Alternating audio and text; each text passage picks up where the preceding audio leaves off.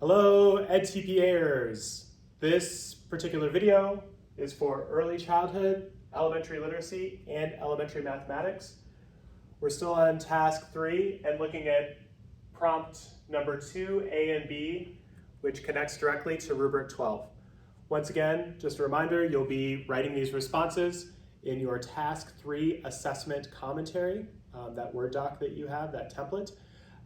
And we're going to be referencing your understanding rubric level progressions, rubric 12. So you'll want to be sure to have both of those documents open as we talk through and think through providing feedback to your focal students to guide their learning.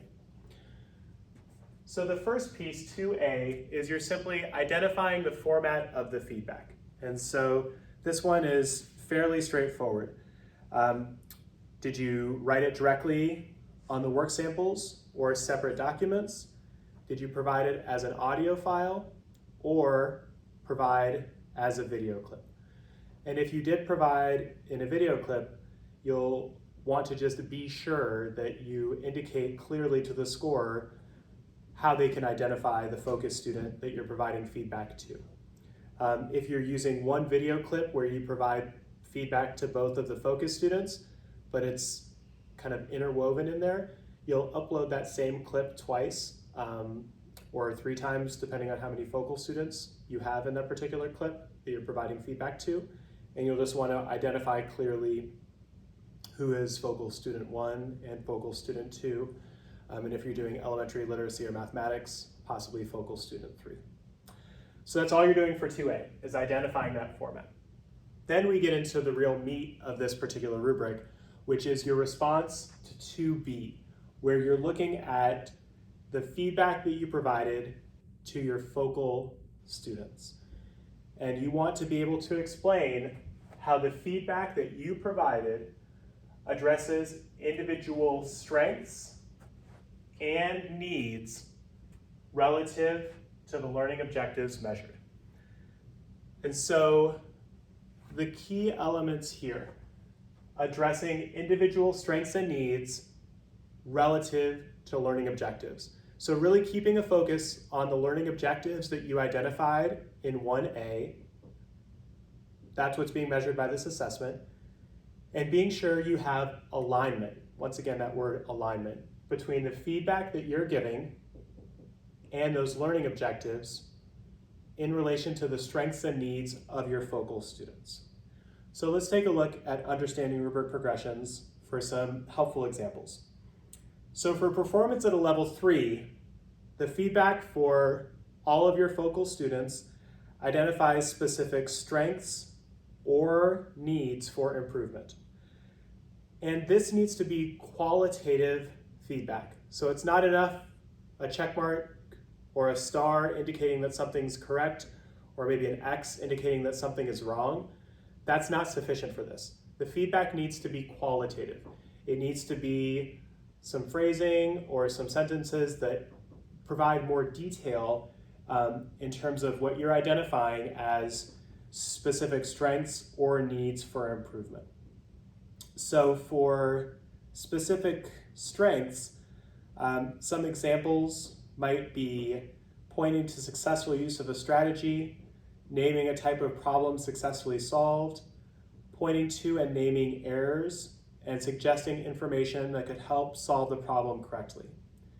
If you're looking more at elementary literacy or early childhood, questioning, pointing to successful use of vocabulary or strategy, naming a type of question answered correctly, pointing to and naming errors, suggesting information that would help answer questions successfully.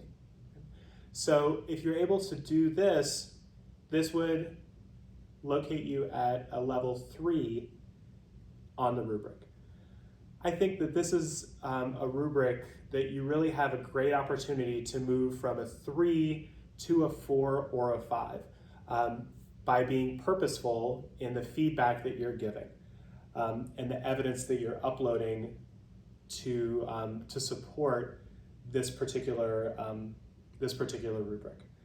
And so let's take a look at what moves you from a 3 to a 4. So for elementary mathematics, specific feedback addresses both strengths and needs, right? And so that's for all groups. So I'll give an example for math. You were able to draw accurate representations of two equivalent fractions and show how they are the same, so identifying a strength. You did a great job setting up the equation correctly to find an equivalent fraction, but make sure the answer is in the simplest form. So that's a need. So making sure that answer is in the simplest form, giving a suggestion for the student to, this is something you need to do to improve the work that you've submitted.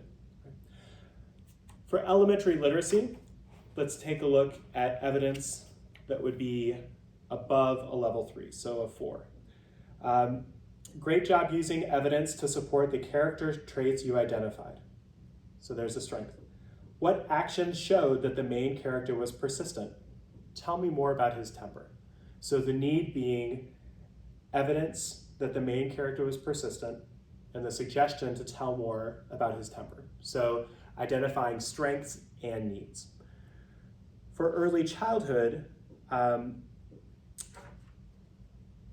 you did a great job listing 3 facts from the stories.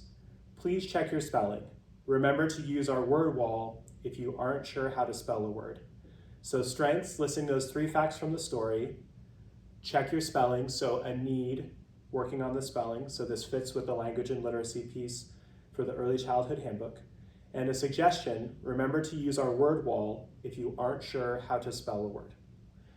And so with this, it would be a matter of being sure that in the evidence of feedback that you upload as part of your evidence and artifacts for the EdTPA, that you have that evidence there, and that when you are providing your answer to 2B, you're citing that evidence and talking through how your feedback is addressing the individual strengths and needs of your focal students relative to the learning objectives measured. Finally, you want to ensure that your feedback is developmentally appropriate, so that it focuses on concepts, skills, and procedures that are within the zone of proximal development for your students, so that you're not suggesting concepts, skills, or procedures that are either well below what they're able to do or far above what they're able to do. You want to keep it close to where their performance is now, and that the feedback matches the developmental level of your student. So for example, if you're working with a first grader, you're not going to provide a paragraph of college level writing. You're going to provide feedback in such a way that it is direct and that they are able to understand it. If you perhaps put feedback down that might be a little challenging for either a younger student or a student who's working to become proficient in English to understand, you would then possibly note, I talked through this feedback with the student, and this is what I said, and this is how I helped to make it accessible to them. And you would talk that through in your response to 2B. 2 rubrics down, 3 to go. Task 3, almost to the summit. From there, sliding down.